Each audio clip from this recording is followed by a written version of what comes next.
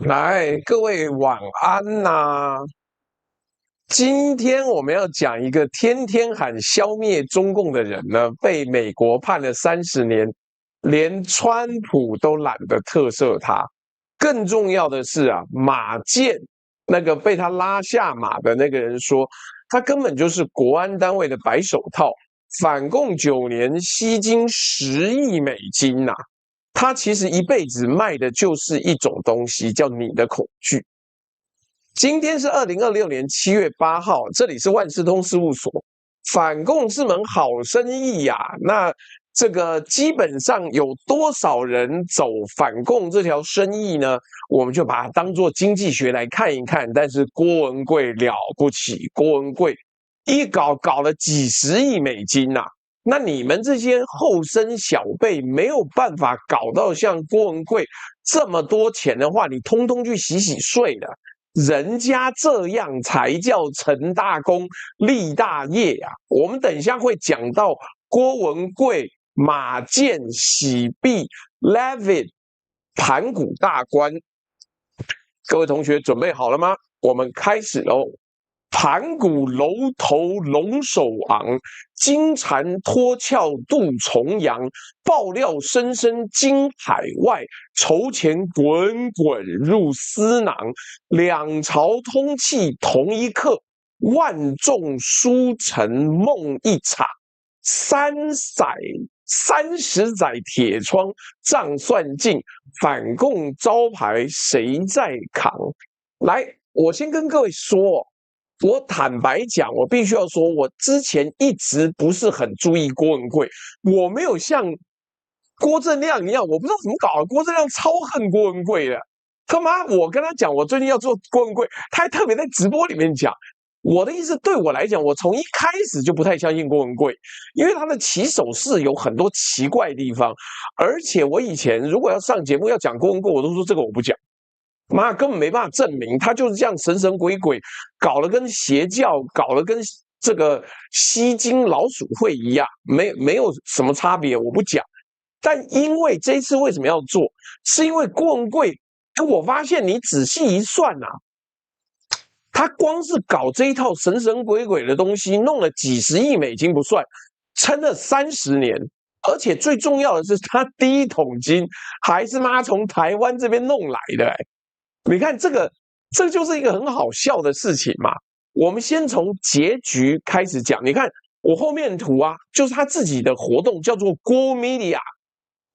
妈搞到后来，郭文贵已经搞了一个郭传媒啊，妈大概比晋传媒还要大个几百倍吧。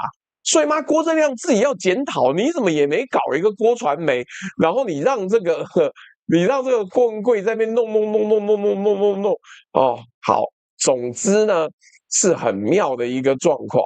那为什么妙呢？因为这整件事情从来就不该开始，但他偏偏开始，而且赚特赚，妈的有够夸张。来，我们先这样讲。2026年6月29号，纽约曼哈顿联邦法院原本上午11点开庭，拖到下午4点。为什么？因为主角早上宣称自己吐血昏倒，被送去医院，检方直接回了一个英文单字，叫做 “malingerer”，装病的人。你看，开庭前最后一场戏还是这么的有戏，绝不放过啊！下午4点，郭文贵呢穿着米黄色囚服进场。那这个我真的不知道到底要怎么样子跟大家讲啊。那郭文贵最早开始的地方，其实不是反共，是在对岸。但我们等下会说。那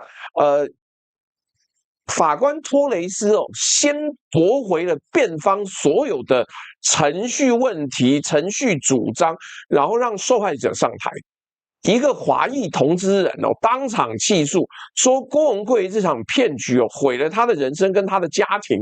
法官当庭朗读受害者来信，毕生积蓄化为乌有啦，被家人责怪啊，被亲戚疏远啦。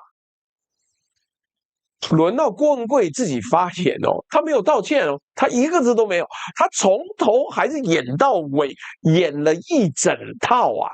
了不起！他说：“我来美国的原因就是要摧毁中国共产党。”哇，了不起！人家判的是金融犯罪，结果他现在搞成一个政治斗争。好，也没关系。法官直接宣判说监禁360个月。各位啊，360个月算下是30年呢。那没收8.89亿美金，12项罪名里面有9项成立。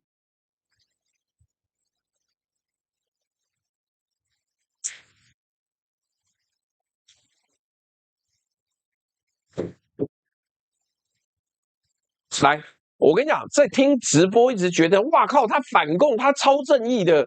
各位，接下来这个画面要看清楚宣判一结束，他的支持者在法院外面鼓掌欢呼啊！妈干，这真的超奇怪的。我写到这一段的时候，我想说 ，seriously， 你在胡什么东西？你在胡什么东西？那，嘿，他们真的在鼓掌欢呼啊？为什么？教主被判30年，他们庆祝他坚持理念，奋战到最后一刻。这像什么？演唱会结束观众喊 uncle uncle， 差别是演唱会的票几百块，这场秀的门票是他们的退休金呐。法官托雷斯的判词里面有一句话是整个案子的定音锤，他掠夺的是那些渴望为中国带来民主的人。检察官芬克尔补了第2锤郭先生没有领导一场运动，根本没有什么民主运动，狗屁！他领导的是一个犯罪企业。结果呢？郭文贵被中共红色通缉，美国联邦法院定罪，世界上最强的2个大国给他1人1张通缉令跟判决书，近代史上堪称找不到第2个。我们先讲本集的方法论我先说，我还是要再强调，我没有像郭正亮一样跟他有血海深仇。坦白讲，我就觉得这人很会表演干嘛讨厌他？你听他讲就知道笑就对了。我们做这一行的开源情报分析师，最恨的就是有人真真假假混在一起讲。而郭文贵到后来呢，他已经不是真真假假混在一起讲了，他已经是假假假假混在一起讲。所以郭文贵只要一开口，我很开心妈，他讲的一定是假的，我就逆着来分析就好了。所以，我跟你讲，我们过去讲郭文贵大家习惯用个人史观，一个枭雄的崛起与坠落，很戏剧，很好看，但你看完什么都学不到。那我们今天换了一个反共产业史观，就是 as an industry anti-China 抗中保台反共，这一家公司的财报分析跟主要的商品是什么？它的原料是什么？产线是什么？通路是什么？谁是它的供应商？谁是它的加盟商？谁是他们消费者？用这个框架看，你会发现它一点都不特别，它只是把一门很多人偷偷在做的生意做到了上市规模你看，妈的，你们要搞抗中保台，哪有妈像八炯一样搞一个纸扎人？各位，我告诉你，我有一个内幕消息，中共又要沦陷了。然后张家敦呢，做到被川普讲干，这个人讲反中有很多问题，我觉得不能理解。看妈的搞什么？来，它就是一个制造业，是一个商业。领域的人。顺带补一个细节，宣判前2个月啊，辩方律师向法院，就是郭文贵那一方，代表郭文贵那一方啊，向法院提交了超过1200份支持者的求情声明啊，1200份哦。对面是控方，也就是检方200多份受害者的血泪陈述。哇靠！一边有1200个人说郭文贵，我们郭大统领是英雄，另外一边有200个人说他毁了自己全家。各位，这2批人很多根本是同一批人，只是有些人醒了，有些人还没。那本集就要为各位解剖到底是怎么一回事。来，所以今天这一集啊，你不要讲，我不是要看一个什么骗子的下场，没有，我们要打开的是这一条产业链的财报，你各位自己要决定。譬如说，台湾有很多人妈搞一样产业链，为什么搞到妈每天跟要饭一样上通告？因为他们没搞大，因为他们没有神神鬼鬼的到处弄。你们这些人要跟郭文贵多学学啊！反共产业链的财报怎么进货、怎么包装、怎么上架、怎么收款，还有他在台湾有哪些加盟店，我们会讲清楚。真相总是伤人啊！今天要伤很多很多人了。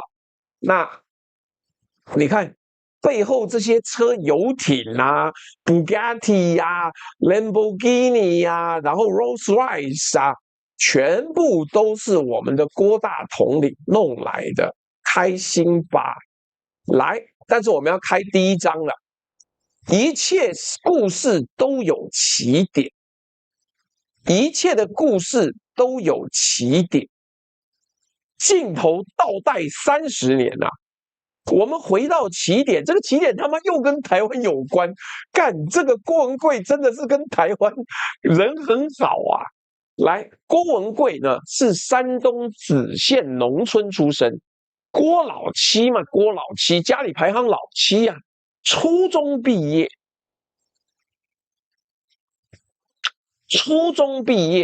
，1990年代初到河南郑州闯荡，跟香港商人合资成立裕达置业，要盖当时郑州第一高楼裕达国贸大厦，就我背后那个长得像锤子的这个大厦，45层。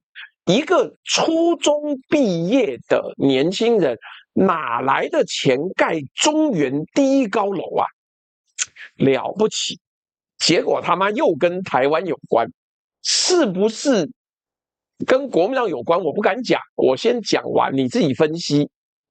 香港《东方日报》2017年转述台湾媒体的报道，给了一个答案：新建裕达国贸的6000万美金是从台商宏国建设集团董事长林鸿道手上骗来的。说好借钱盖楼，事成之后送大楼的部分楼层，楼盖好了，钱不还，过户给林鸿道的楼层还被转回到郭文贵手上。林鸿道去郑州法院讨债，结果嘞，郭文贵勾结当时的郑州市委书记王永杰，让他追债无门。林鸿道最后很可怜的，他靠着菲律宾总统访华的机会哦，把陈情书请菲律宾总统转交给大陆总理。堂堂一个台湾建设集团的董事长，讨个债要搞到2国元首级的，你说是北京盘古大厦？干，我怎么记得盘古大厦另外一个？好，不管找图的时候3天2头会找错，反正郭文贵也没办法告，就盘古大厦也随便啊。我怎么会没找到郑州这一栋大厦呢？好啦，这个。感谢各位纠正，我现在已经变成一个认错王了。好了，就是盘古大厦，因为盘古大厦落成之后，好像也没去看过。来，在听直播，我们有很多本台有很多观众是包商，包商很清楚，你做过工程，你被业主拖过款，你们被拖的那种，跟这种比起来，都算佛心了呀。这里多讲一个细节，因为他预告了郭文贵往后30年的所有剧本。王有杰呢，他后来因为受贿被判死缓。注意哦，当时是郑州是他的保护伞，保护伞倒了，郭文贵没事儿，他积极配合调查，全身而退，继续做他的生意。他的靠山进去了，他没进去，这是他第一次展现他真正的天赋，不是盖楼，不是融资，是风险切割。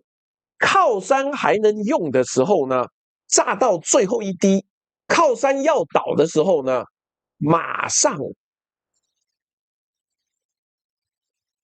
第一个地刀。哎，不好意思哦，我积极配合调查，该把他抓，该抓去关就好了。我积极反省，我积极反省。记住这个模式啊，郭文贵就是靠这个模式一战又一战的逃过了，每一战都会重演。然后他学会了这辈子最重要的一课，什么课？在那个环境里面哦，权力比资本好用，所以他立刻北上北京，拿他骗来的这些钱，拿下了鸟巢旁边的精华地段，盖出了盘古大观，就是我刚套用错的那一个，有一个龙首，像锤子一样的龙首，违建呢11000多平方米啊，最后罚款仅3000人民币了事。那所以呢，3000万对一个地产帝国来讲算什么？算什么？谢谢狐狸人走了一个红牌，那不叫罚款啊，对他来讲那个叫手续费啦。中间还有一段还没完哦，中间还有一段教科书等级的操作哦。土地出让金欠缴3亿，北京市副市长刘志华要收回地块重新拍卖，郭文贵怎么办？郭文贵根据官方通报跟财新调查，他透过国安系统人马在香港酒店装针孔，录下了刘志华跟情妇的性爱影片，直接递到中央高层，刘志华落马，地块拿回来，盘古大观落成。所以色字头上一把刀啊，这个我们的郭文贵大总统可是掌握的拿捏的非常好。老刘还没听懂是不是？洪姓商人不是林鸿道啦，妈什么洪姓商人？为什么要给他钱？因为他觉得可以赚啊。来，所以你听清楚了吗？这个第一波反操作不是打官司，不是谈判，是用国家情报机构拍性爱光碟弄掉一个副市长。这不是商人啊，这他妈是一个猎人啊，简直就是诈欺猎人啊。这是财新杂志2015年那个系列报道的标题取得精准到残忍，这家伙就是一个猎人，权力猎手。我们这一章的简单结论是，它的商业模式从这个第一天就定型了啦。它不生产任何东西，专门猎取权力的缝隙，再把缝隙变现。而垫付这一切的第一桶金是台湾人的6000万美金啊！等价交换的账本呢，从1990年代就开始记啦。那为什么这个？当时是宏博建设集团董事长林鸿道给他的，因为他觉得可以赚回来，可以取得这个房产的所有权，结果没有，要提告也没办法。这个林鸿道后来借时任菲律宾总统艾斯特拉达2000年访华的时候，向时任大陆总理朱镕基转交陈情信。你看妙了吧？来，好了，我们下一章又要讲到更妙的白手套啊，这到底是怎么一回事呢？看到没有 ？Clark 做郭文贵每次都做很像，他真心不知道。所以啊，我跟你讲，你郭文贵厉害的地方就是他怎么样都可以找到下一个宿主。他王有杰倒了，郑州混不下去了，去北京混，北京混不下去，混美国，而且他逃到国外去，不止逃一次，这个我们要讲，真是他真有天赋。他妈郭正亮就算要跟他学，可能也没办法学到这么厉害。来，所以他后来跳到最后，在中国的靠山啊，不是随便一个官，是国安部副部长马建。马建哦，什么叫中间站？不是出大你娘嘞妈！我什么时候去过美国法庭？好，来，这个马建呢，在2018年被大连中院判无期。判决书里面，郭文贵的名字至少出现3次。第一次，2008到2014年，马建跟郭文贵共谋，指派人员采取威胁手段，强迫他人转让股份，放弃优先购买权，让郭的证券控股拿下民族证券的控股权。什么叫国安部级的并购？就你的竞争对手啊，妈会接到国安公函呢，被请去喝茶，然后突然决定啊，不好意思，我不买啊。19亿人民币的投入，就撬动了市值将近200亿的证券公司。这是不是杠杆啊？这是公权力抢劫，还盖红头章啊！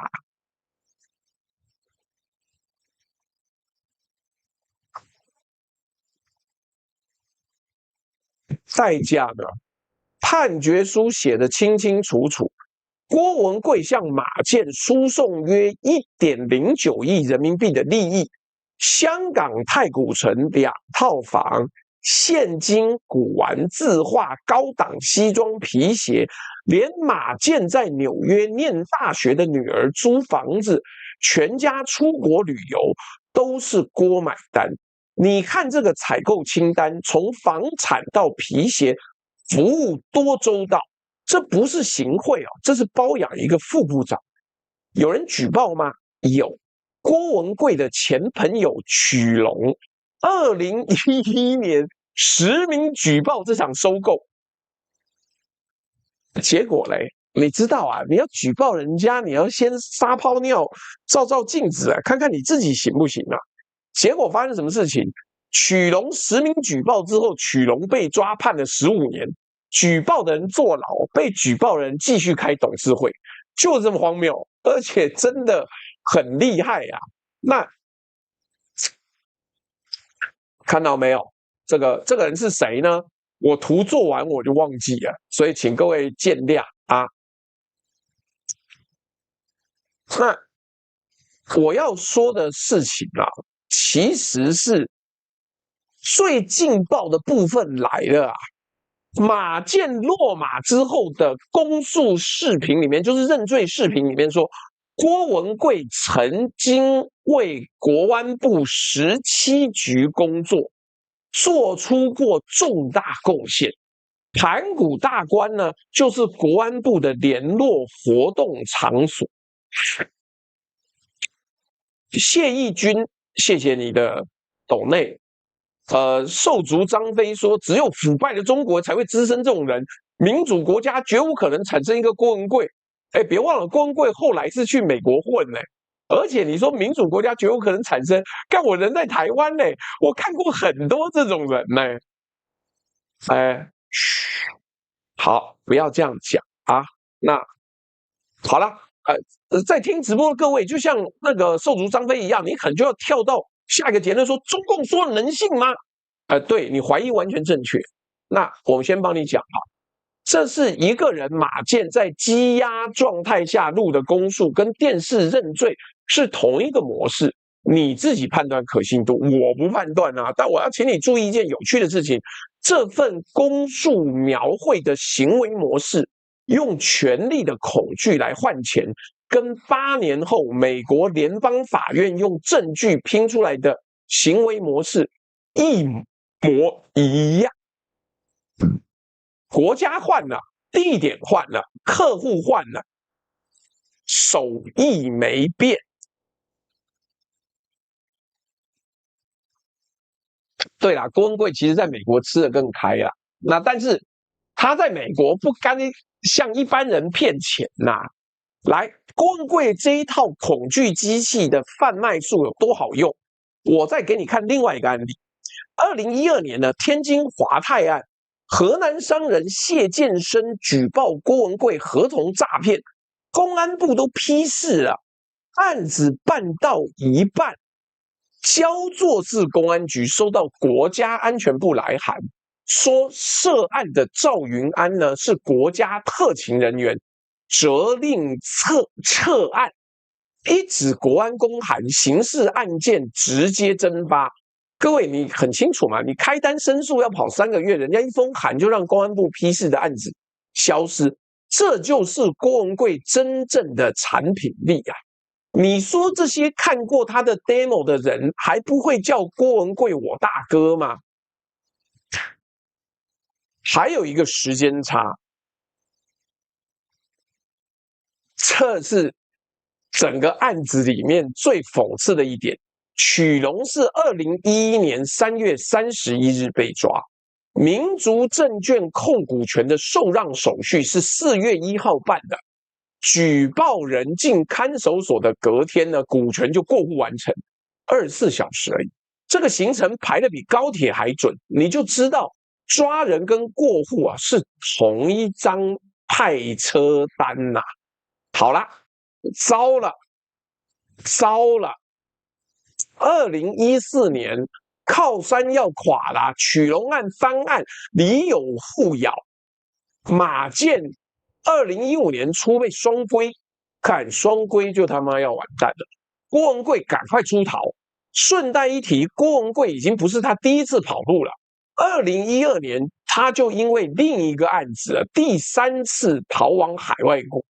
郭文贵的各种假护照啊，可能比你的悠游卡还常用。2017年4月，全球Interpol 叫什么？国际刑警组织发布红色通缉令，了不起吧？所以啊，人在中国的郭文贵从来不是体制的敌人，他是体制的房客。他租了国安部的权利，租金1.09亿。真相总是伤人事。后来全球华人捐钱供养的那位反共教主，本人其实就是他们最痛恨的那一部机器的零件。所以我们要说啊，老郭是真的很厉害啊，他各种各样的东西都可以想办法。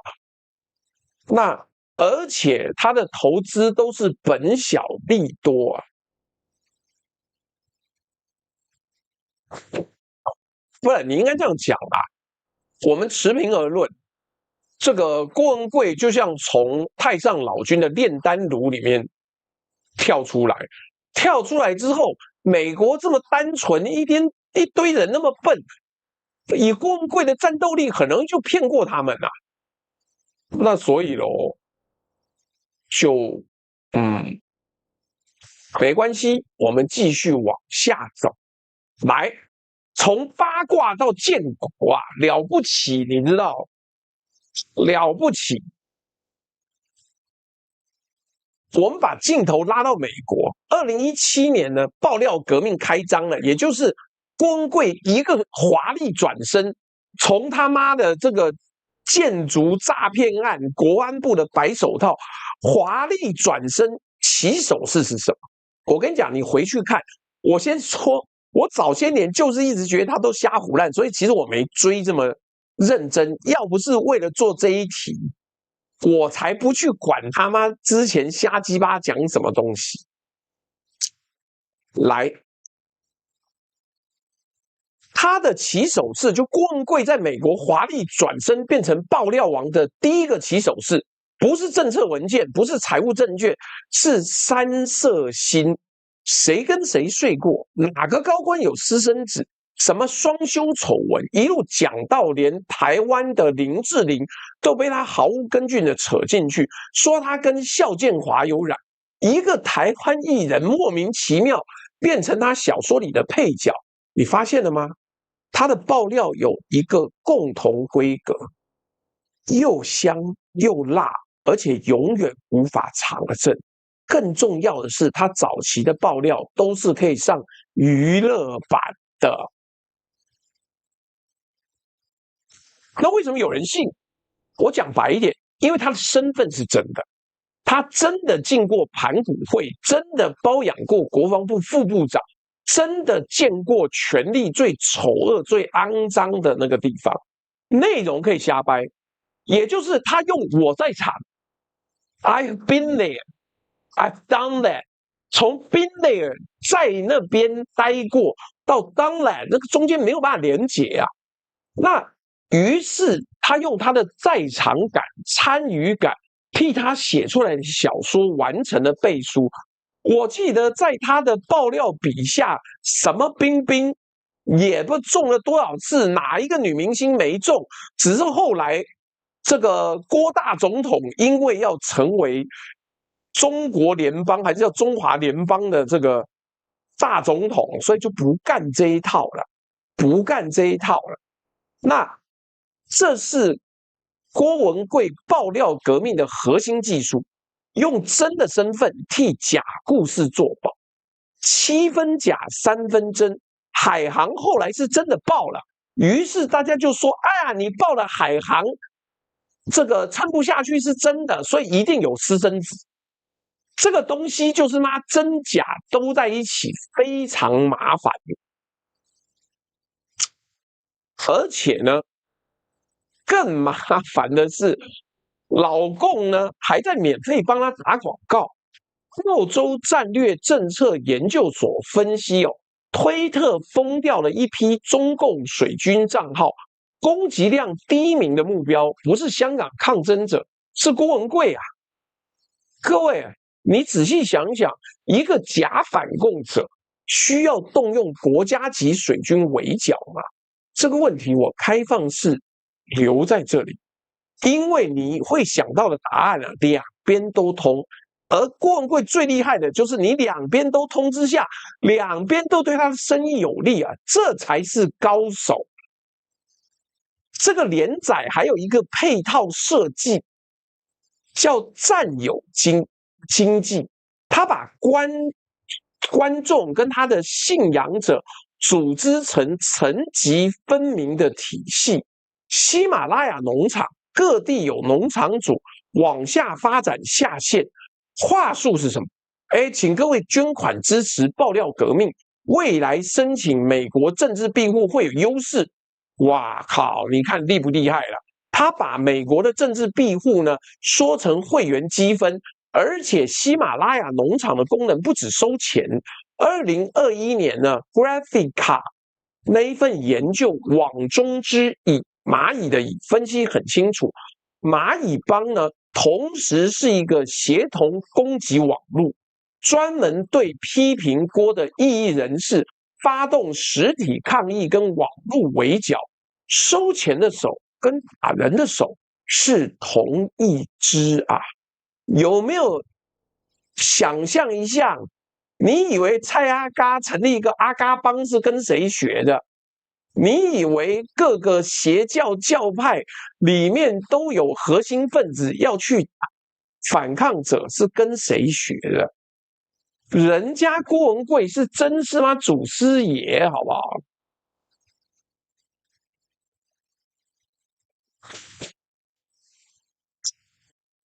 那然后等我们这样讲，你可能就觉得，哎呦，怎么在朱学恒口中啊，郭文贵这么下流，真可恶！你等等，那是他早些年，2020年之后呢，商业进化来了，因为这个我们的郭文贵郭大总统要换到下一个阶段，不能老是搞三色心啊，他要变成国父啦，建国伟业登场了。6月4号呢，他跟班农在纽约港上面你看这一张，我个人也觉得很奇怪，斑龙脸刚好照到太阳，看起来好像是那个，好像是被马赛克一样。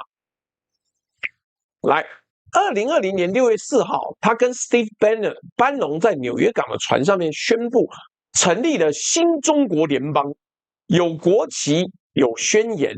根据报道，连护照都有，一本5万美金。他一下子从八卦主播跟吸金的这个老鼠会会长，直接升级变国父啦。中间连个里长都没有当过，为什么要进化？在听直播间开过店的各位都秒懂啊！你讲八卦，你只能收打赏，但是你他妈要建国，才能收税呀！夜市摆摊跟直销大会的差别是什么？夜市摆摊卖卤味啊，大会卖的是你也可以成为新国家的创始股东，客单价差1000倍。所以刚还有网友说啊，就只有一个骗子，妈你想要干嘛？先等等，等你能够骗到10亿美金之后，再轮得到你在那边讲。以目前为止，你他妈每天叫外送，你钱都不够嘞。眼光小没关系，我一律建议各位多读书。等你能够做到他这种程度，你才有资格讲我干嘛要听他的。那而且最重要是，你不听就滚嘛，神经病！你来留言干嘛？来，还没完哦。建国伙伴班农就在我后面的这一个游艇上面呢。2个月后啊，2020年8月，班农就在郭文贵那艘3700万美金的游艇 Lady May 上面被联邦太原上船逮捕，因为另外一个募资诈骗筑墙案，就是班农自己也搞募款案。他说我们要帮川普募资去盖墨西哥边境的高墙，所以呢，那个一艘游艇上啊，同时载着2个募资诈骗案的主角，这艘船的风水显然是一个风水宝地啊。我们这边的战略结论是，从八卦到建国，不是人设洗白，是它的产品升级了。因为打赏是零售，信仰是订阅制啊，而且你要订阅的时候呢，还可以一路往下走。所以啊，你看这个骗子值不值得研究？我告诉你，3人行必有我师。你看他的爆料革命、商业进化，多么与时俱进啊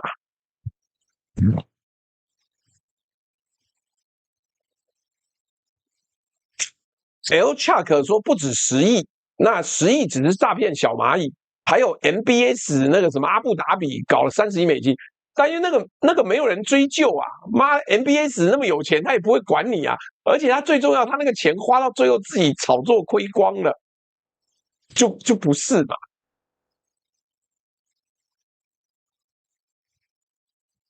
来，所以你光看这个商业模式，你要好好的思考啊。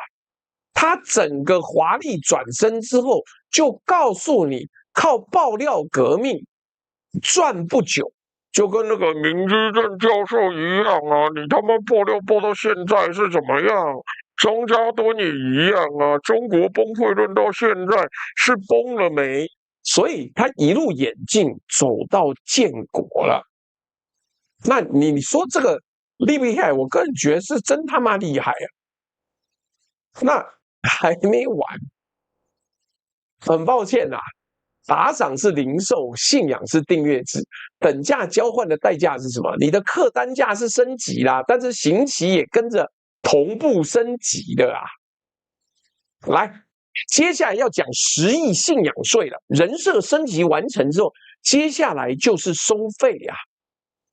我们把整个 G 系列就是郭文贵那个郭 GUO 摊开来看，这是美国法院用证据拼出来的财报，它很厉害的。那这个财报，来，我们后面这个图你自己看一下。第一层是什么？法治基金，2018年成立，郭文贵宣称自己先捐1亿美金做慈善，有捐吗？没有。但是这样子呢，他自己捐了1亿，这个故事成为后面所有项目的信用担保。米勒桑说：“朱大，我有一个已经当神仙的老板说过一句名言，你知道他是走狗，你也要知道走狗是怎么爬的。台湾有很多人学郭文贵，学他妈不像，在那边拿人家面包屑，一堆小鸡巴妈很穷的青鸟，他去赚这些人的钱，最后搞了什么？”卖冰棒啦，卖咖啡啦，什么我今天不接受这些太可恶的蓝白，但是我那个咖啡店呢，最近经营不好，能不能让各位订阅制来卖课程？切，来，第二层呢 ，GTV 私募，2020年4月到6月，短短2个月，他向5500名投资人卖出4.52亿的未注册股票哦，人均每个人8.18万美金，2个月。各位，台积电增资可能都没有这么快啊，其中1亿美金直接转进他儿子控制的对冲基金。第三层还有 G Club， 入会费1万美金起跳，号称尊荣俱乐部。送 GTV 股票，吸金超过2.5亿美金，法院认定啊，你这样瞎搞，没有任何实质服务啊！你付1万美金买到的什么？是我是自己人的感觉。层，说这个郭文贵应该是有在读书及研究，真的是鬼才。我觉得第一个是天赋啦，而且骗久了，骗到成精了。包世利说：“海外民运反华这么多年，钱被郭文贵给骗走了。”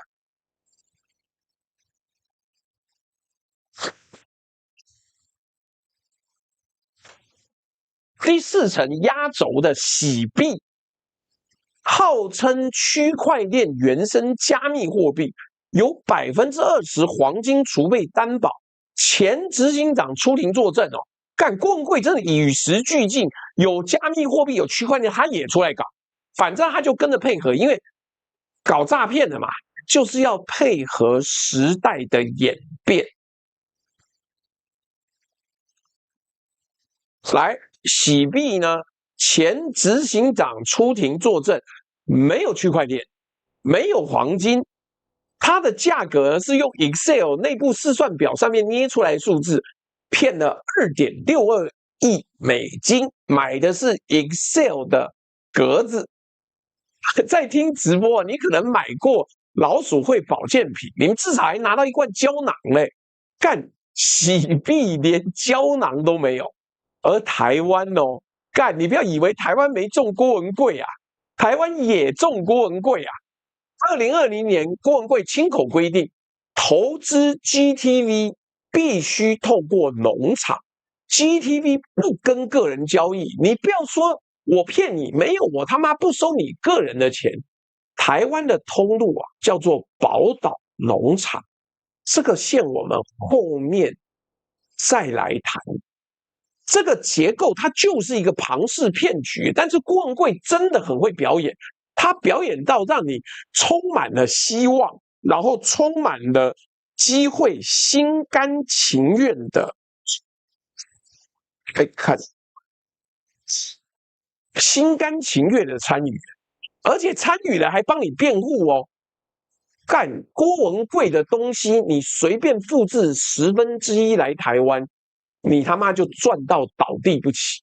来，这个结构就是一个庞氏骗局，法院也分析得很清楚。农场贷款收进来的钱，一部分拿去付早期投资人的利息，旧韭菜的甜头呢是新韭菜的人出的。维基收入的庭审记录里面有一个周姓投资人投了 GTV 跟 G Club 10万美金，股票分红1毛钱没见过，想退款，联络他上面那个人被拉黑，10万美金买到了一个封锁，哎呀，是不是开心？而美国证期会吧，2021年介入 GTV 之后，我们的文贵总统没有收手啊，他换个名字，继续开新的计划，监理单位来打地鼠，砰咚砰咚砰咚，他开连锁店，钱去哪里面了？新泽西州2650万美金的庄园，游艇 Lady May 440万的布加迪，儿子的350万法拉利，多开心！那还有一张床垫36000美金，看这个床垫到底是有多好睡啊？结果美国的证期会啊，其实2021年就出手了，5.39亿美金和解，他还交钱哦，换取不要被抓去关。和解完呢，郭文贵换个项目继续骗，你就知道对他来讲，他才不在乎法律，所有的罚款都是手续费、手续费、手续费。郑州那一笔3000万呢，20年后的汇率换算而已，没有。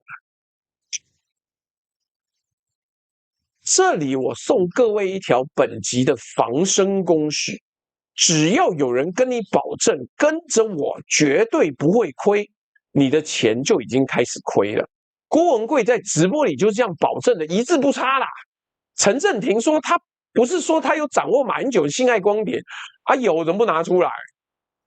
现在郭文贵都被抓进去关了，怎么不公布？所以我说郭文贵讲的话，我那时候觉得很开心。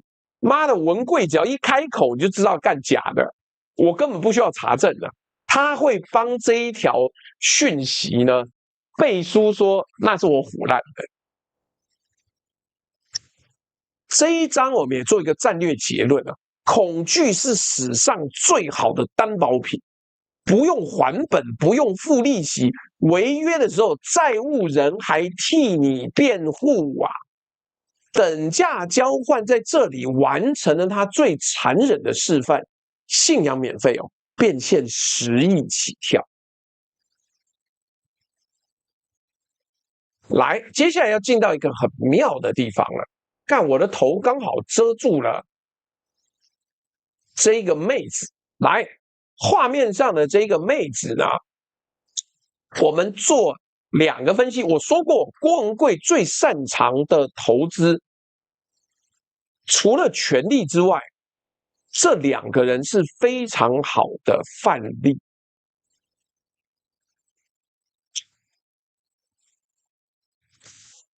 那这个范例是谁 ？Caroline Leavitt， 现任白宫发言人哦，金发碧眼，生很多小孩，完全符合川普保守派的态度，又长得正。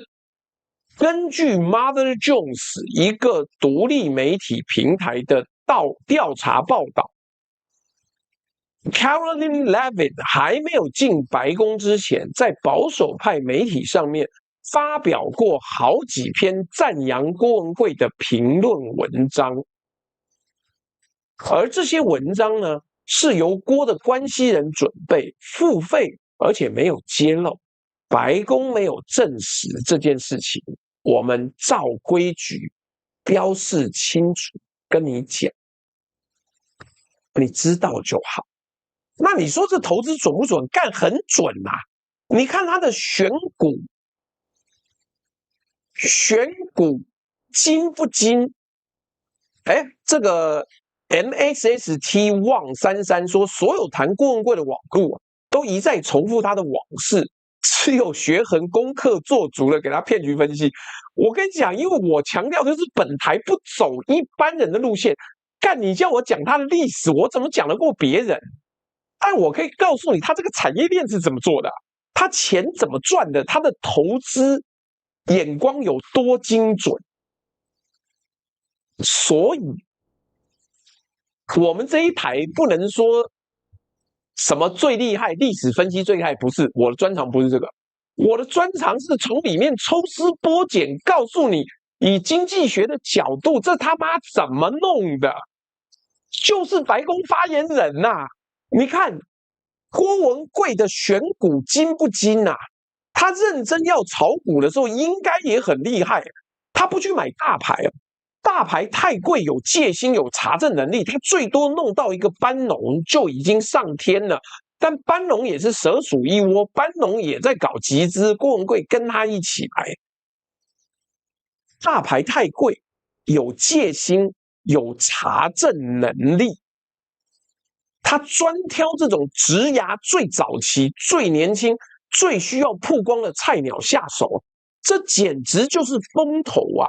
风险投资或是创投、创业投资，用最低的单价买进一篮子政治新秀的期权，然后赌其中一个会涨，买10中1，或甚至买100中1，就厉害了。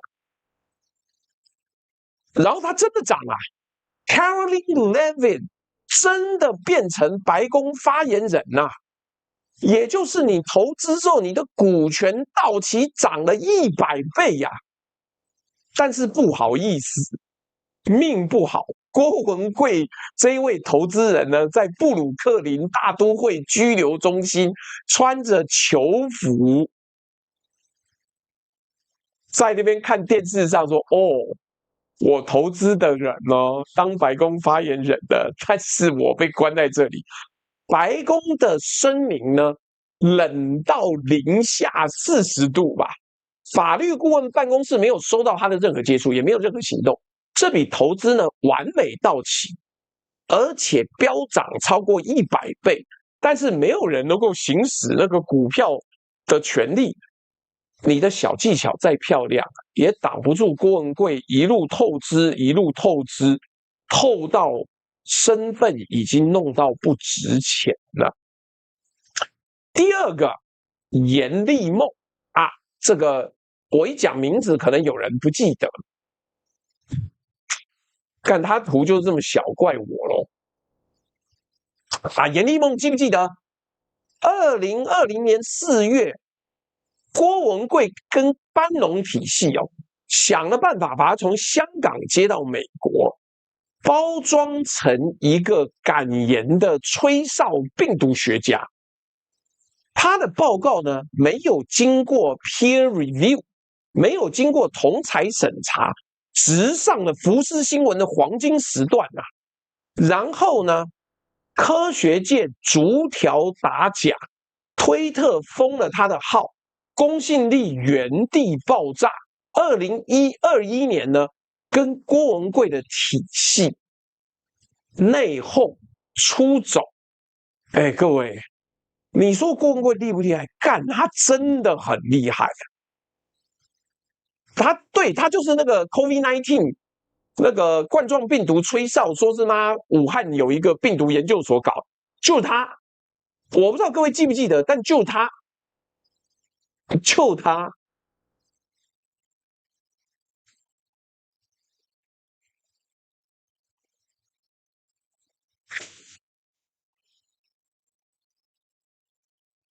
来，为什么我们要举他的例子？因为严立梦啊，跟喜碧一样，你会看到同一张设计图啊。来，同一张设计图是什么意思呢？同一张设计图是喜碧宣称有黄金储备，实际上只是 Excel。严立梦宣称有科学证据，实际上是预印本，就是论文都还没有投，他自己妈打了一本出来，然后说这个东西有科学依据。也就是严立梦根本就是人形2只脚会走路的喜碧，无担保发行，靠声量维持汇率，挤兑妈干就归零。差别是币崩了套牢的是投资人，人崩了赔掉是他自己的人生跟全球疫情资讯环境的信任。啊，法轮功，等一下我们会谈到那个背后的故事，有趣的哦。所以你知道那个时候我就对严立梦，我也觉得很反感。你说那是我的野兽天性也算了，就是我觉得他提出来的证据太不充足，太不充足。那为什么太不充足？因为就是硬掰出来的啦。你有没有发现郭文贵的这2个女性的投资标的有什么共通点？他挑的都是信用真空的人，也就是要么是菜鸡，要么是一个不知道哪里阿萨布鲁弄出来，自己觉得自己是一个爆料王的，号称的病毒学家。那还没有建立信用的新人、年轻人，体制外没有学术地位的素人，为什么？因为有信用的人哦，信用是他自己的资产，你买不动。没有信用的人呢，信用可以由你来发行。郭文贵不投资人呐，他发行人，他重新包装之后让他们上市，这跟洗币是同一份白皮书啊。找一个空白标的，注入叙事，不叽不叽不叽不叽，把故事打进去，控制流通，由郭文贵来安排上保守派媒体、上福斯新闻，在新媒体上面讲话。所以啊，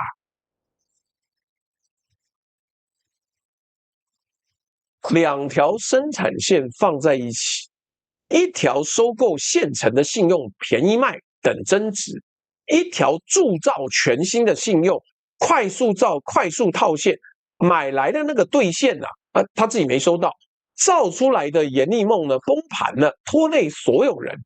这一章的战略结论很简单。郭帝国真正的核心产能，从来不是金融，是人设铸造。铸币跟铸人用同一套工艺，而他唯一从来不做的事情，就是生产真的东西。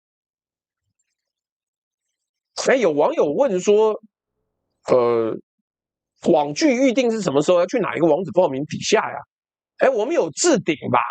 那这个礼拜天是台北内湖的网剧，然后到了8月是桃园的网剧，看一下有没有置顶啊。所以阿贵啊，我们的郭文贵呢，他用的是同一招，他唯一从来不做的事情，他没有生产任何真的东西。真相总是伤人，在这条产业链上，人跟币是同一个价值。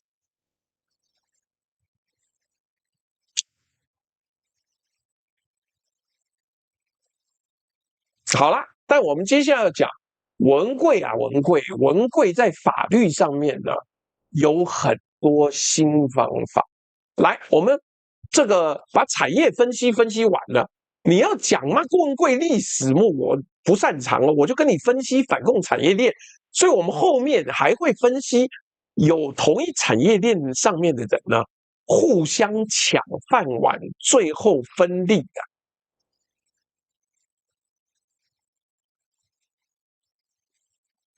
我觉得 Lilian Chen 讲的没错，郭七哥超会说话。妈，有人说他是流亡美国的韦小宝，他一个人可以讲3个小时，但我真心不行了。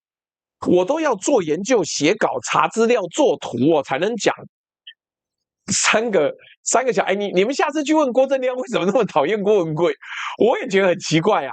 我对郭文贵都没什么特别意见嘛，我想说妈干，你就是一个瞎鸡巴讲男人。但郭正亮超讨厌郭文贵，不知道为什么。但是我说过啊，我没有那么讨厌郭文贵啊，因为郭文贵等于是帮我验证什么东西是假的，他讲的妈都是假的。来，我们回到案子本身，因为连被捕那一天都像一部电影哦。2023年3月15日 ，FBI 在曼哈顿逮捕郭文贵，几个小时之后呢，他那间俯瞰中央公园的这个 Sherry Netherland 顶层公寓起火，就在搜索之后。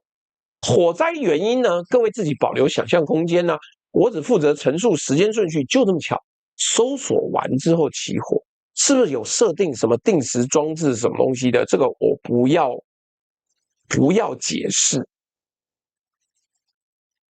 2024年7月16号，经过7周的审判之后呢，陪审团裁定了12项罪名，9项成立。然后呢，就是教科书等级的拖延战，各种拖延，各种瞎鸡巴拖。那拖什么呢？我给你看一下，我替他做的时间表了，好不好？这个不要说我没有认真做，我有啊，我很认真做。这个原定2024年11月宣判，拖到2025年4月，再拖，换律师提动议密封程序，一路拖到2026年6月29号，拖2年呢。他把美国司法程序的每一寸弹性都当成提款机领到最后1块钱。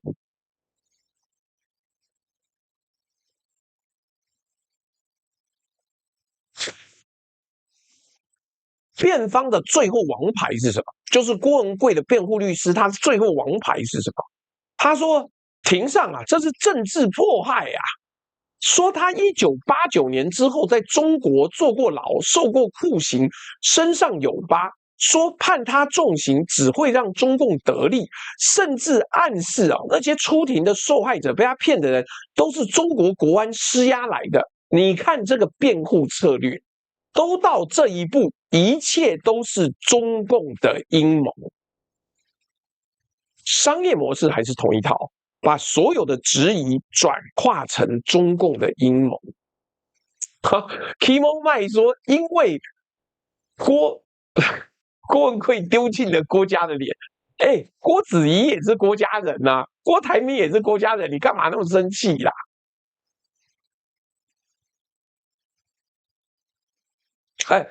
但是你如果真要听，大家不要一直在那边洗说什么你想要讲李洪志什么小妈你抖内啊，$200你就定题目，我照着你的设定标准来讲，我明天有游戏界的一群人众筹来讲游戏界的题目啊，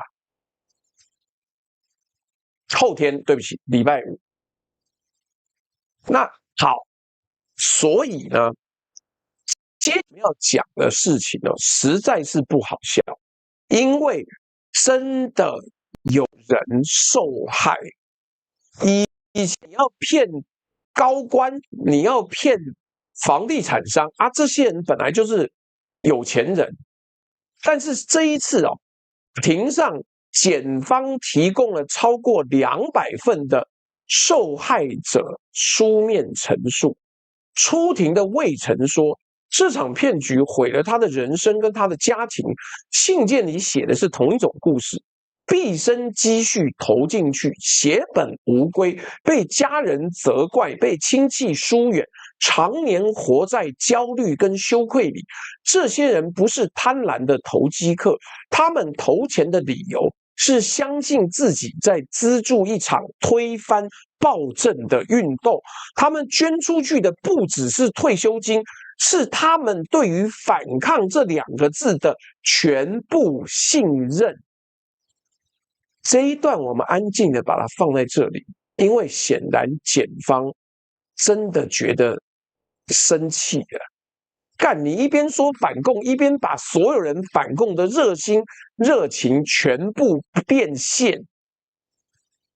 而且接下来我们在讲法庭诉讼哦，代表郭文贵的辩方哦，有一张更阴险的牌，情报圈叫做什么？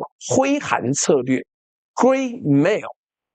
威胁在法庭上抖出机密情报，同时把整个调查呢抹成中共对美国司法部的渗透。翻译成白话文说：你敢审我，我就把水搅浑到没人能审。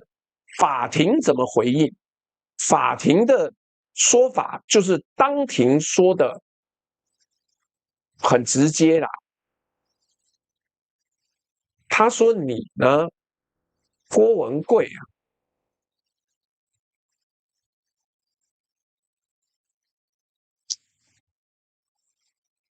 富有不是犯罪，驳回了政治迫害的框架不采，挥汗无效。美国司法这是守住了一条线，反共的外交立场不能当国内诈欺的免罪金牌，我审的是你的诈欺罪啊！政治上是什么状况，那是你自己要想办法。回到判决，法官托雷斯不接受任何政治框架，他只看账。正本上面钱从哪里来到哪里去，证据是什么？共犯呢？幕僚长王彦平认罪，判10年，同意14亿美金没收。财务操盘手于建民在逃，巨信长生阿联酋。各位，你得罪了 NBA 时还敢躲到阿联酋，你真的很敢，你真的很敢。来，所以这一段做一个小结论：辩方讲的是政治，检方讲的是账本。法庭选的是经济学跟账本，这是科学终将胜利的司法版。证据不在乎你的立场，而账本是郭文贵这一生唯一一个真实的作品。我都不知道郭文贵这一辈子到底怎么过。来，我们接下来要讲了。顺带一提啊，各位，你们这周有空的话，还是可以置顶。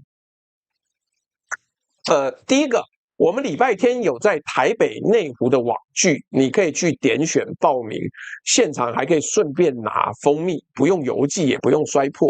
第二个，8月也有一场在桃园的网剧，你也可以参加。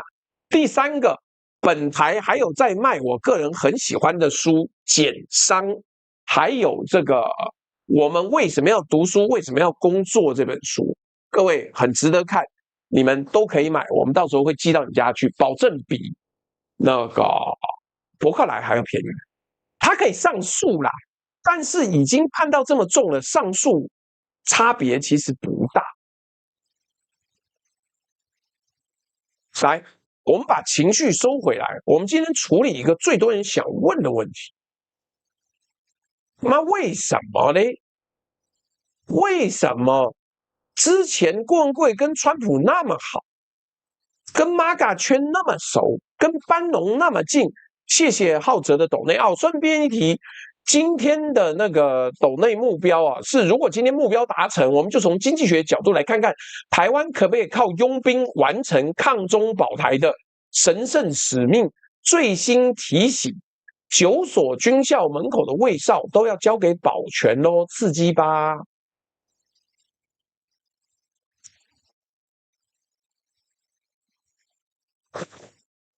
来，而且郭文贵本人还是海湖庄园的付费会员呢。为什么川普不特赦他？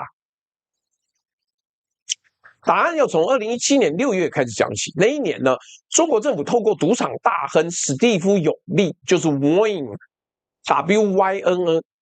我好想要去澳门晃一晃啊！听说澳门东西很好吃。来，这个中国政府透过赌场大亨史蒂夫·永利递了一封信给川普，要求把郭文贵遣返中国。根据后来的报道，川普当时是倾向交人的。对哦，交出自己 Mar-a-Lago 海湖庄园的俱乐部会员，是幕僚把他拦下来的。幕僚说：“哎呦，文贵啊，文贵是我好兄弟啊，你不可以交出他。”但是原因跟你想的不一样，因为留这个人当做对付中国的筹码啦。他把他留下来当做对付中国的筹码，拿捏在手上，滴溜滴溜，就跟台湾一样啊。有事的时候激怒你，没事的时候压着，跟你保证我一定弄他。各位，你把这句话记在脑子里面，从第一天起，川普阵营看郭文贵就不是盟友，是库存呐。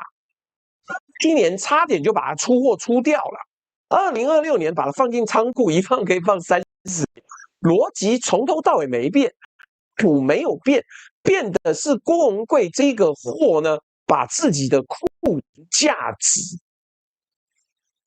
搞到不值钱了。那郭文贵的残值怎么算？2种用途。第一种武器，2020年前后，它的爆料火力也经过班农放大，确实是选举年的军火。但2026年呢，一个联邦定罪的诈欺犯替你骂中共，等于帮中共啊，于是这条线归零了，而且还是副词啊。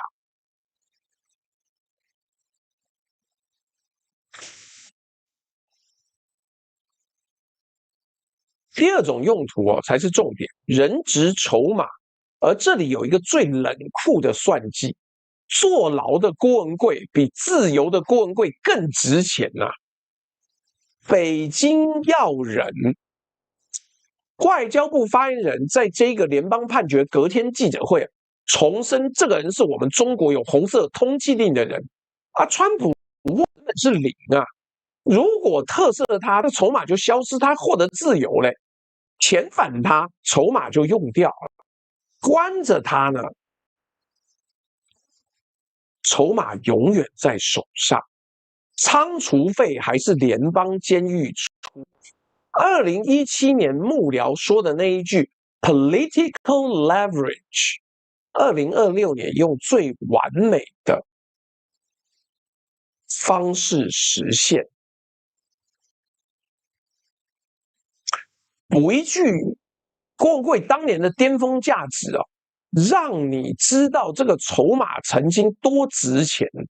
2020年大选前呢，Hunter Biden 笔电的争议叙事在中文圈的放大，郭系网络的角色见了诸家媒体的报道，那是他对 MAGA 世界最有用的一年。所以你看，2017年他差点被交易掉。2020年呢，升职成军火库，2023年被捕，2026年清算入。这从来都像川普，这不是政治恩怨的曲线，这是大宗商品的价格曲线。至于很多人问，那会不会哪一天把他遣返中国换筹码呢？法律上几乎不可能。刑满之后呢，就算启动驱逐，他妈郭文贵要能够活30年，那你启动驱逐了，美国法院大概率会依酷刑公约挡下遣返，所以最可能的剧本就是现在这个，他会在联邦监狱里面继续当一枚不会过期、不用保养、双方都心知肚明的筹码。再看川普的特色账本，那你看我背后我做了一张图啊，班农特色付的是忠诚，他是自己人；币圈呢，币安的赵长鹏特色付的是产业金流啊。川普已经因为加密货币赚了多少钱了？值不值得？值得啊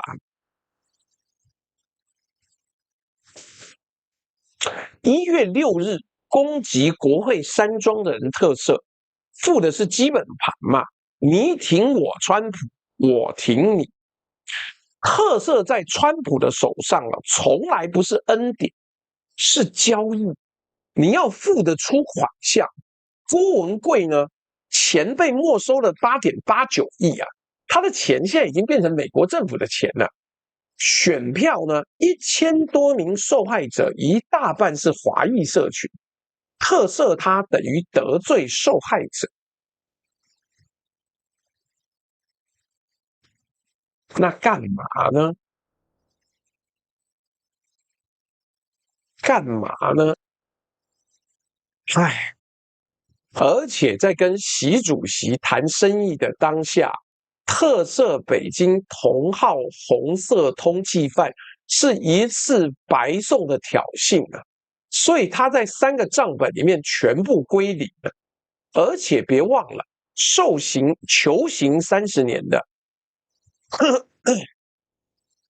是川普自己的司法部啊，逮捕定罪是拜登任内，量刑呢是川普任内的检察官办。这些检察官有1万种方法让这一个案子软着陆，但他们没有。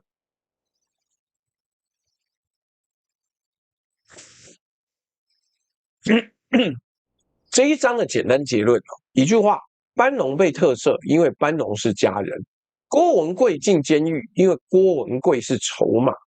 他一生用交易定义了所有关系，最后也被当成一笔交易处理掉，等价交换，连结案方式都帮他写好。直播的快到最后，我们把镜头拉高，看看整个产业链的地图。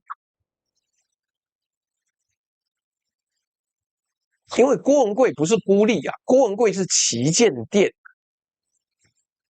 先看同业，法轮功体系、媒体跟郭文贵的关系，你分析这个你就懂了。我为什么今天切产业链？哇！小戴说的没错，请各位记得按赞。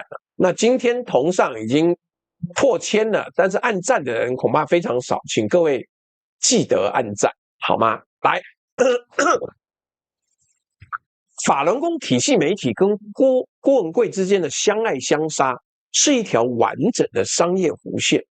2017年的时候，他们在蜜月期，新唐人拿郭的独家专访，郭替他们最核心的指控背书，双方在同一个反共市场里面互相抬轿。2020年7月，郭文贵公开说：“我1毛钱没给大纪元，他们做得非常棒，我非常尊敬。”然后呢？然后 GTV 成立了，郭电视成立了，郭传媒成立了。他直接开店抢同一批海外华人的眼球跟捐款啊，同一个池子两张嘴。严立梦2021年跟郭系闹翻，转头就投了法轮功体系，直到2026年判决，法轮功的报道口径啊变成纯事实切割。以前还叫郭文贵反共斗士嘞，现在一个字都不剩了。你如果把2017年跟2026年法轮功报道郭文贵的版面截图并放着，你就知道了有他妈多好笑，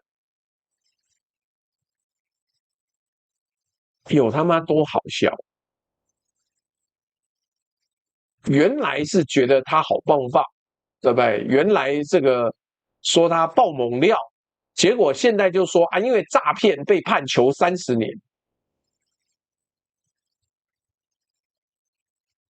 不就是这样子嘛？一切都是钱呐，同行相争就是钱嘛。所以各位自己看啊，这不是媒体产业，这是同业在处理一个出事的竞争对手，同业在处理一个竞争对手，然后呢？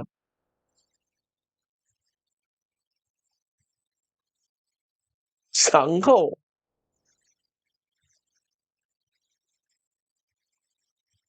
我们只是让你看这张图，因为本台有一个规定，我们不引用法轮功大纪元、新唐人、阿波罗网、明慧网等等等等的东西。你看，反共的市场有蜜月，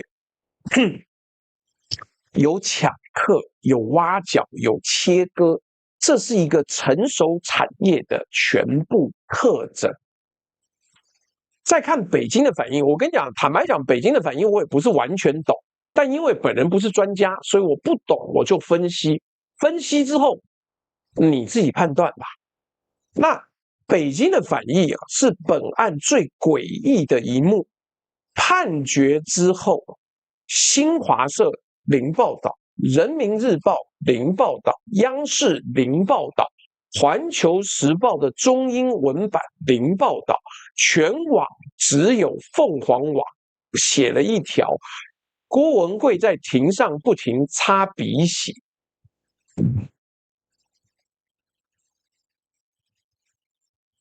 谢谢 L 小戴抖内的一个金币。那加上外交部记者会的时候提到了红色通缉令的公文回应，各位，这是20年来对中共最有利的一份美国判决。反共教主竟是诈欺犯，这种宣传材料是天上掉下来的，但党媒集体没有反应。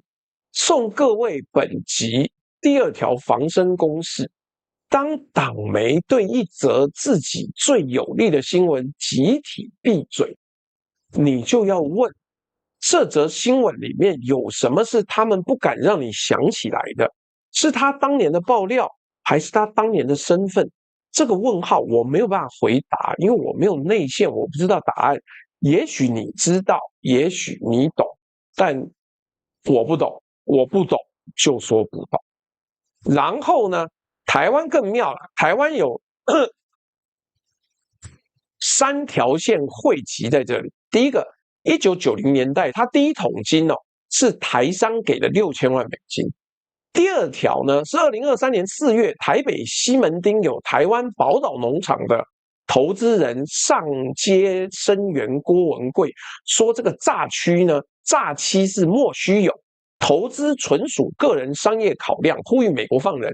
他说我们都是心甘情愿投资的，你各位不要讲。Mars VIP 说太神奇了，首页没有推荐，连小铃铛都没有推荐，必须要点到频道里才知道朱大直播了。干，我们最近得罪当道啊！谢谢 YTC 斗内的蛋糕奖杯，所以没关系啦。但是我基本上每天的直播时间都是固定的，所以就尽量啊。然后 L 小戴又在拜托大家了，这个按赞不花钱。但是直播内容好看，你可以按一下。来，台湾还有什么？受害者替加害者辩护，这就是这门产业的完全态，最好的骗局。不需要灭口，是让这些受害者加入你们。韭菜自己守护镰刀，所以台湾至今我们查过相关的报道，没有一件是告郭文贵骗钱的，不是没有受害者，是受害者至今不承认自己受害。第三条，本土加盟店。台湾有一批小网红自媒体商业模式整套照搬郭系啊，内幕人设啊，我知道一个内幕，我告诉你，你不知道，中共最坏啦，不可查证的爆料，根据我的理解，怎么样，素材呢就直接搬郭系节目跟新媒体的内容，翻译重制。做个封面，加个耸动标题就上架，进货成本是0。Angela CY5，谢谢你送了一个芒果刨冰，来0进货成本，纯信仰变现。名字我们今天不点，你当然很清楚是谁谁谁嘛。也有各位很熟，以前会上我节目的那个谁谁谁嘛。也有以前从来不上，但是现在搞得好像已经找不到料了，因为他本身毕业学校很烂，智商很低的那个谁谁谁嘛，对不对？我们今天不点名，但模式我讲这么清楚了，各位以后看到我有内部消息，但不能说是谁的这种起手式，你就知道加盟金是谁付的啦，是你付的呀。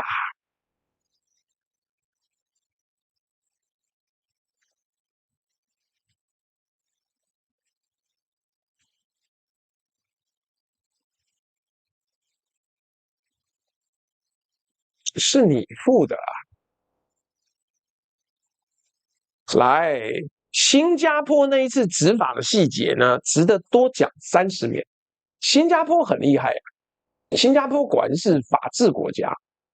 来，内政部他的内政部跟分析机构查出啊，那批账号在李显龙交棒黄循财的政权过渡期呢，发布超过120支协同作战影片，散播新加坡被外国势力控制，接班人有幕后黑手钦定的故事。请注意啊，郭系媒体打的还不是中共，是新加坡政府一个反共组织对第三方民主国家发动认知作战，只因为那里有流量跟募资空间。这就是为什么我说不能用意识形态帮这些人盖章，要看行为，不是看口号。再回头看看台湾的加盟店经济学啊，成本结构漂亮到犯规，素材郭系节目现成的，搬运零成本，情绪呢观众自带的不用生产，流量演算法补贴的，冲突越大推越凶，三大成本全免，收入全归自己，这是平台时代毛利最高的生意啊，比卖咖啡好赚100倍啊。唯一的一个风险呢，就是总店哪一天像现在这样判30年之后没有资料，没有资料啊！哎呀，你拿八炯跟郭文贵比，差多了。热干面骑士说：“朱大，最近看到你的节目在 B 站有人帮你切片，那很好啊。我反正现在没有开 B 站内容嘛，但是麻烦切片的人，你看到留一下言。”我不反对，可是麻烦留一下原始连结，让他可以回来。本站现在内容已经很坚实了，可是知名度不够，那所以请各位多多帮忙。那监理机构怎么对付郭系媒体？新加坡2024年动用防止外来干预法，一口气封了郭系95个账号。国家级认定这是境外敌意资讯行动。台湾呢，农场直播精华频道洗币群组，从头到尾没有任何机关动过，就这样。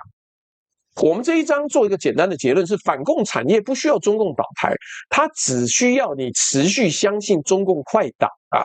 真相总是伤人，这门生意最大的护城河就是你的希望。你看张家敦，你看明居正讲中国即将瓦解，讲了几十年了，都没有啊。对啊，谢谢热干面骑士。老刘说切片切多你就火，没有你去帮他按个赞啊。我现在呢就在这个1亩3分地好好的跟着，将来怎么样再说。还有小戴说郭正亮因为跟那个家伙同姓而生气。不要老是这样生气嘛，老郭啊，老郭。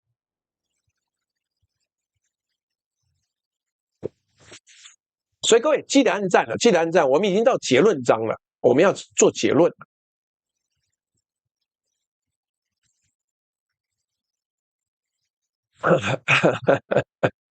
干布加迪这车好棒哦！妈的，我从来也没有坐过，也没看过嘞。来，我们讲到这里，其实郭文贵这个人的他的 value chain， 他的价值链跟他的商业模式已经分得很清楚。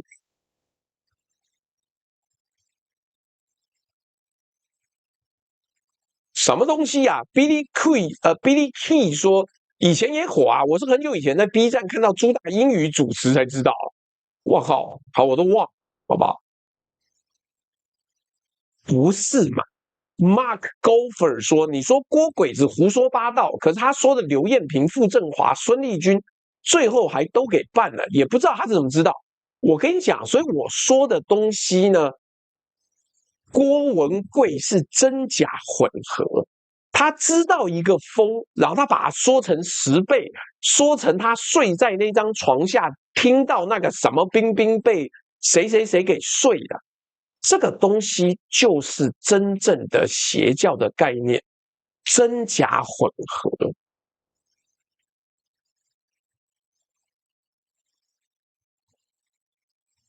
来，所以我们帮他做了一个账目表啊，来，所以这样子吧，一生进账跟最终结算，我们这一次帮他算的很少了，我个人估计他至少有30-50亿美金哦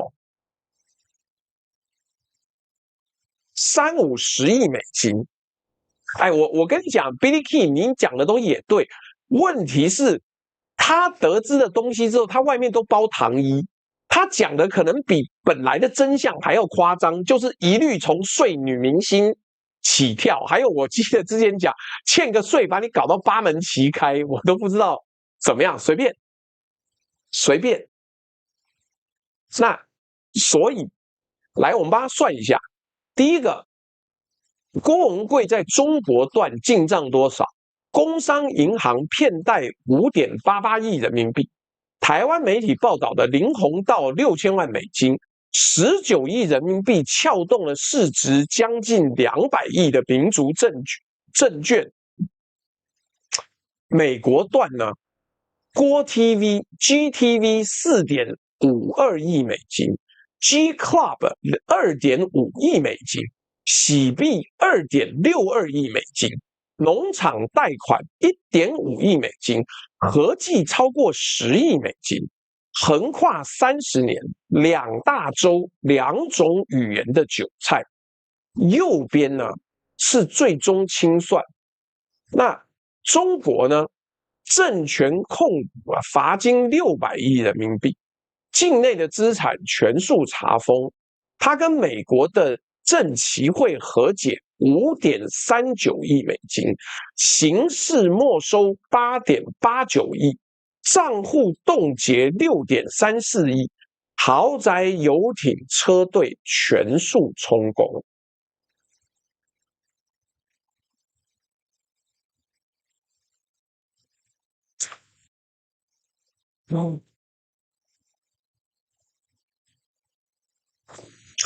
底下那一行总账呢，就是净结余是-30年。我们最后为你分析的这一个商业模式呢，你至少也要学到一些东西。我送各位3条防身的判准，比什么名单都好用。好 ，L 小戴说目前572个赞，请各位赶快按赞，好歹嘛，今天有1100人、1200人左右，按个600赞嘛，不过分的。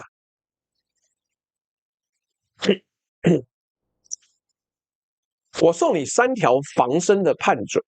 第一个，凡是用身份代替证据的，我当年参加过这个什么什么会，我当年跟这些高官一起吃饭，身份越显赫，你越要查证据。第二个，凡是保证绝对不会亏的，投资啊、革命、信仰，任何标的都一样。第三，凡是把你的质疑等同于中共同路人的，注意哦，这一招郭文贵用了9年呐，他的加盟商到今天还在用。3条里面中1条，赶快把你的钱包合上。如果中2条，你直接封锁。3条全中，恭喜你遇到旗舰店了啊！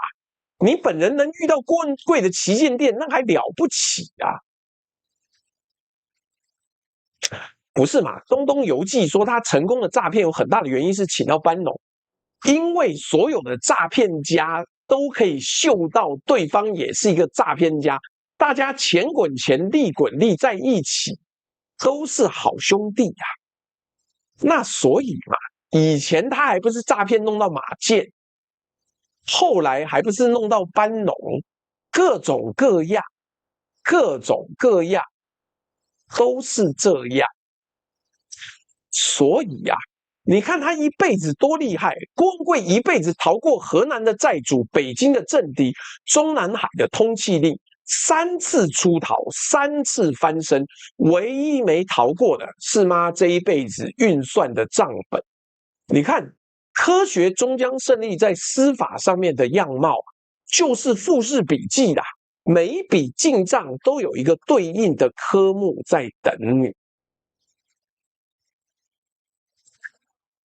这一集真正的结论呢，不在他身上，在检察官量刑庭的最后一段话里面，请注意。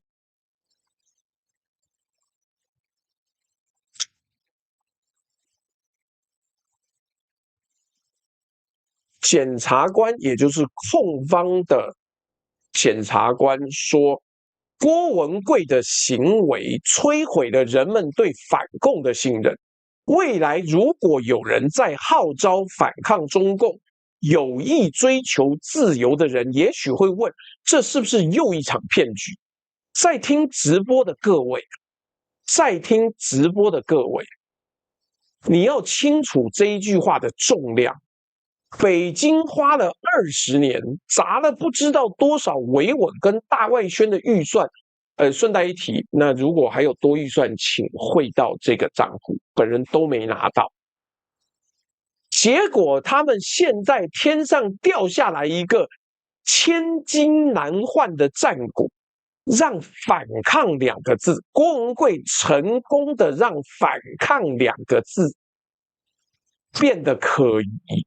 郭文贵免费把这个东西送给他们了，这也许就是党媒沉默的最后一层原因。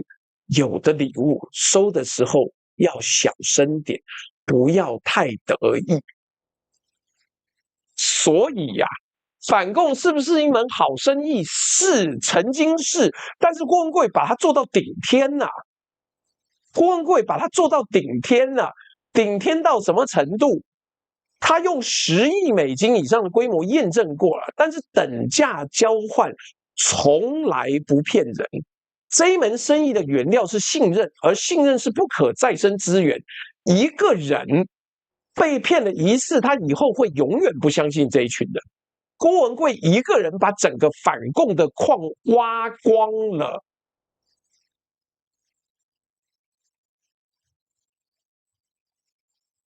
往后每一个真的想说真话的人都要替他付利息。郭文贵一辈子只卖一种商品，就是你的恐惧。等到要结账的时候，他自己才发现，他拿自己的抵押品，他拿自己的灵魂来做抵押。30年后，布鲁克林再见啊，文贵啊！来，我们今天讲到这里，我先上一个我的那个狗皮膏药。那各位，这个我们有绿界，然后有有绿界，有微信，有支付宝。这个1元不嫌少，100元不嫌多。各位有空的话可以多抖内，然后你要留言，记得留言。你看。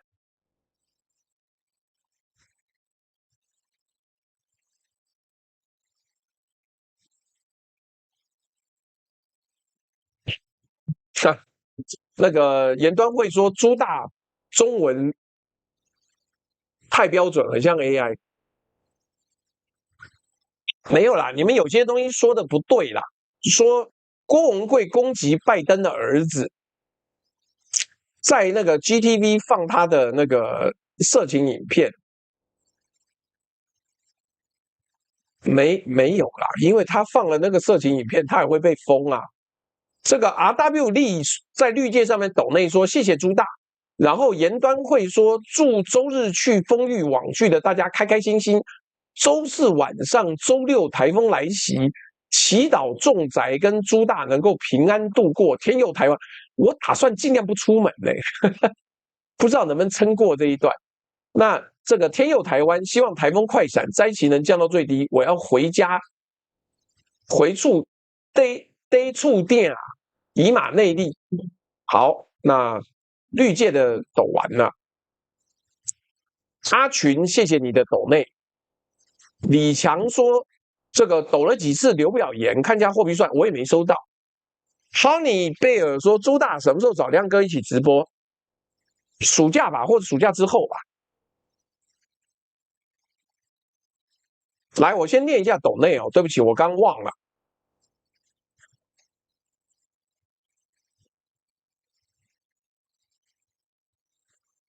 阿问问说朱大，请问一下网剧预定是什么时候？要去哪一个网址报名？置顶有，你就去点就好了。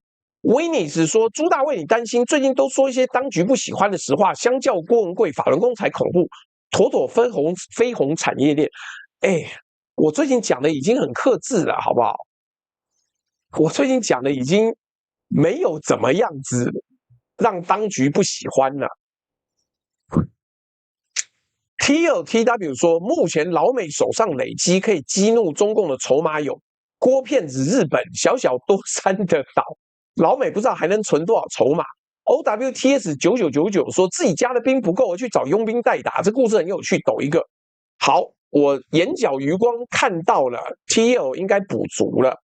这个 Mark Gopher 我刚回答了。圈尔尼塔说报道，各位好朋友们按赞。威尼斯2025，请问朱大，你有发现，在 YT 很多看起来像真人的 AI 评论，还有一些车评或生活知识，然后注册地在纽西兰或其他地区，是由幕后势力在控制吗？我跟你讲，这个故事我可以多补一个东西，但民进党在这个部分玩的比我们之前在网上看到的更多人才花。花是什么？他养一个账号，养一个社群，一开始有聊小孩的，甚至有聊什么东西，有聊室内装潢的，有聊分享色图的，有聊笑话的。忽然之间选举一到，他妈变成韩国语。你说你讲这个东西我知道，而且也有人确实在做。他先养流量，他先把 subscriber 养起来，让大家愿意来看。等到有需要的时候，一个华丽转身就变政治型账号。但现在 AI 多，那就我们就看内容吧。谢谢阿群的抖内 TLTW 说补个目标，祝大家平安，网聚愉快。希望大家开开心心，好不好？什么？我本来宋世英说朱大说话有文青气质。好，也不用讲有没有人潮再说。但是我现在困扰是，我都在房间直播啊！我如果要请郭正亮，难道要来我家坐在我大腿上吗？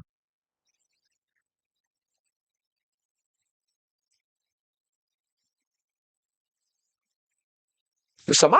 我刚支付宝有重复3次收，来，我都念给你。但是我昨天这个有不少人抖回信啊。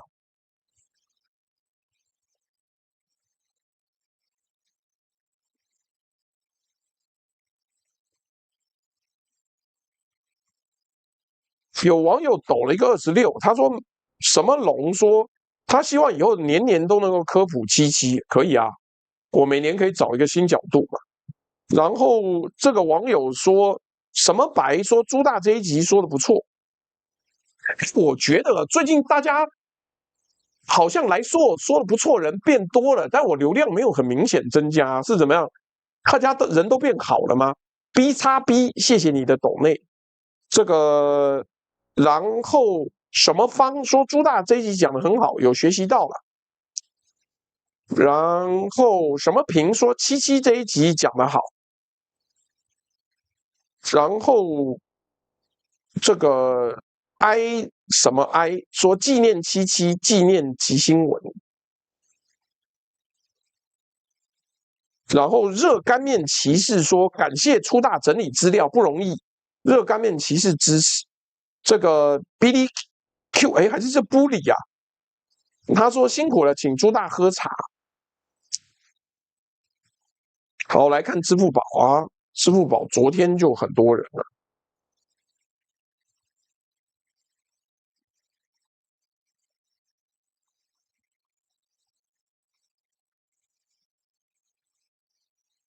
那个什么什么太说小小抖一下顺带一提啊，各位不要在我一边在念那个初大微信叫什么路西法。初大，你这个网名在大陆是30年前中二少年名字，你拿空嘞？30年前你还好意思讲？我1975年生的，30年前正是我风华正盛的时候，我那个叫路西法，天经地义，两岸那个时候最知名的路西法，其中之一，搞不好就是我啊！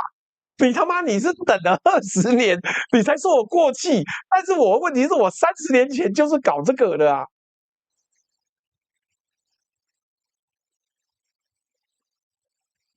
对，是布利 key 妈，我一直念成 Billy 干丢搞了。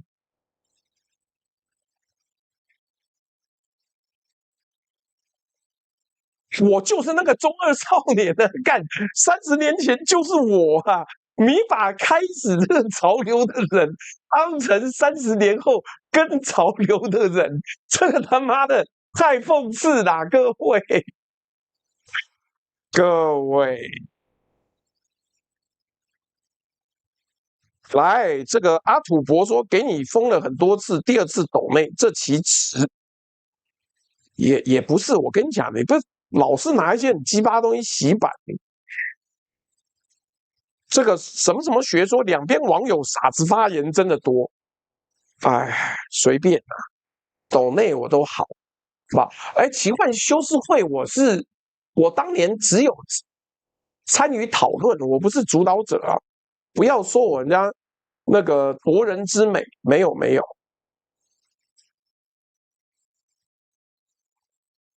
来，各位先投票啦。今天的内容，如果你觉得内容写得好，讲的话，请投1；你觉得内容写得好，讲的不好的话，请投2；你觉得内容不好，讲的也不好的话，请投3。谢谢 Jeff Cow 送了一个雷米金杯。被干，我差点点下去结果是北京快手科技有限公司收我58元，靠背嘞。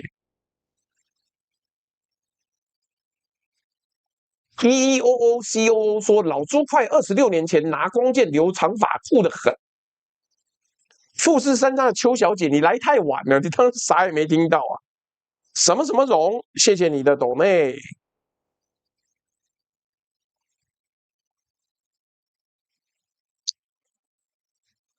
什么什么明说，看来郭有读心理学及会看风向，没错啦。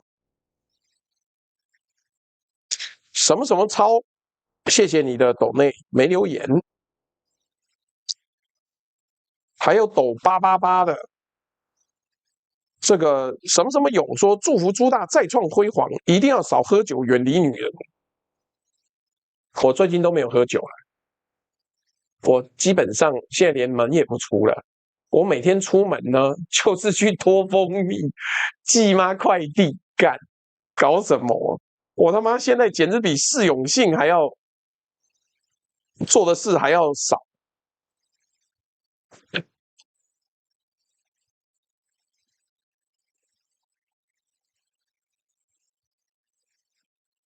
书店有官说没事乱抖，中心气压，这个讲的是那个台风啦。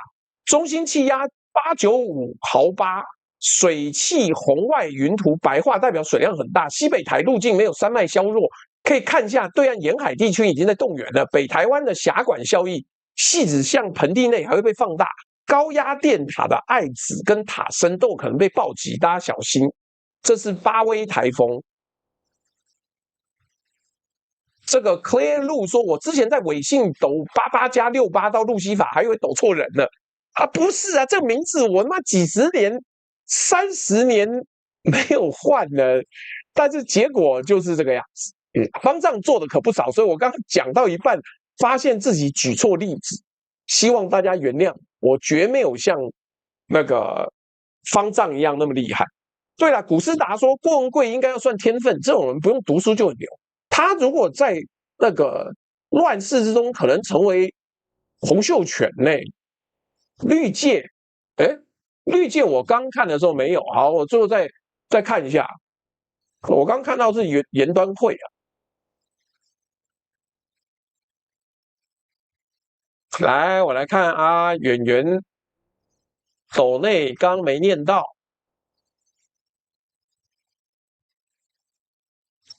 好 ，YT 账号是演员说我要抖昨天的内容，家里有长辈是黄埔出身，打过日本人，打过823，现在的黄埔被小英跟校长打成这个死样，看了很伤心呐。这我也不知道说什么，你可以给长辈看我的直播啦。那而且我要讲啊，那个佣兵这一集呢，应该会做，因为抖内我可能不是刘邦，说张角比较像话，因为郭文贵后来是没有任何管理的，比较像是大贤良师张角。L 小戴在最后又推动大家多抖内，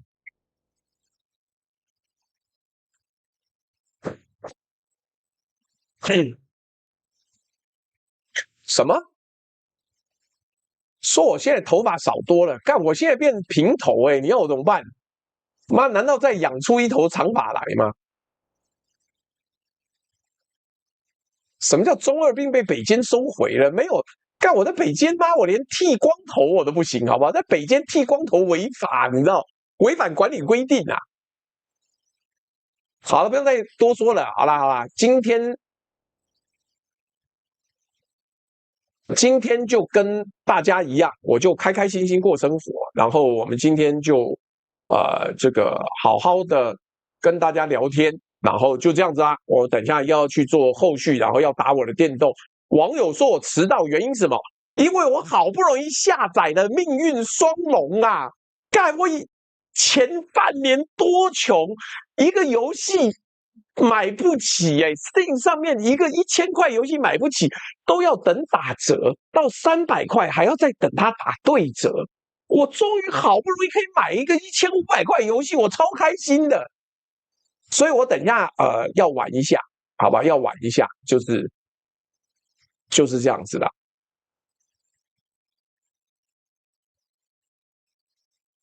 广西烟的嘛，但广西不是这一波。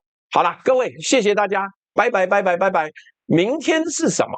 明天题目是什么？我有点忘了，让我看一下。明天的题目是全球电力危机，好吧，又是一个我自己都觉得很硬的哈扣的内容。好了，不管了，各位，那我们就跟大家说拜拜喽，拜拜拜拜。